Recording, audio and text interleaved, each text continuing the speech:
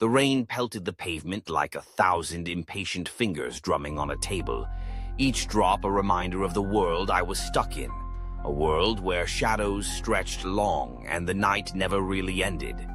I leaned against the wall of an alley, the stench of wet asphalt and something rotten filling my lungs.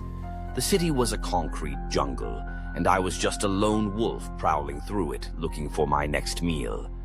They called me Wile Coyote, Private Eye, but in this town I was more of a punchline than a legend. It was a simple case, or so I thought. The kind that always starts with a dame in trouble, or a lead that goes cold faster than a whiskey on the rocks. But this was different. This was about the Roadrunner, a feathered fiend who zipped through the streets like he owned the place, leaving nothing but a blur and a trail of dust behind him. He was the kind of bird that made a mockery of everything I stood for. I had been chasing him for months, but every time I thought I had him cornered, he'd slip away, a mirage in the desert of my frustrations. I had set my traps, each one more elaborate than the last, but he was a slippery little devil.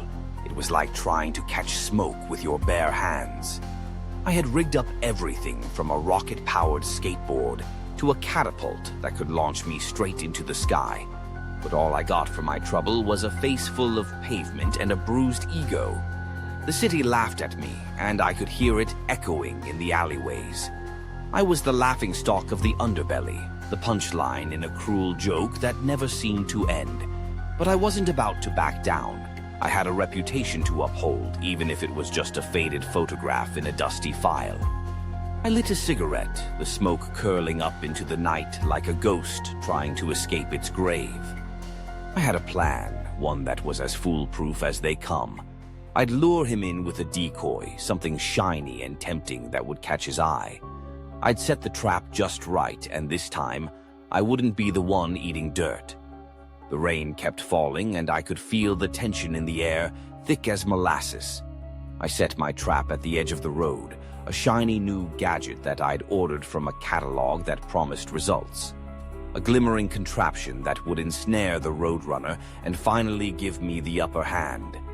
I waited, my heart pounding like a bass drum in a jazz club, the anticipation gnawing at my insides.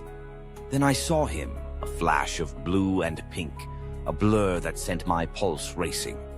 He was coming, and this time I could almost taste victory. I held my breath, ready to spring the trap, but just as I did, he stopped, looked right at me with those beady eyes, and then he laughed. That mocking, infuriating laugh that echoed through the night like a siren's call. Before I could react, he zipped past me, leaving nothing but dust and the bitter taste of defeat in my mouth. I stumbled, the trap I had set falling apart like my dreams, and I could feel the weight of the city pressing down on me.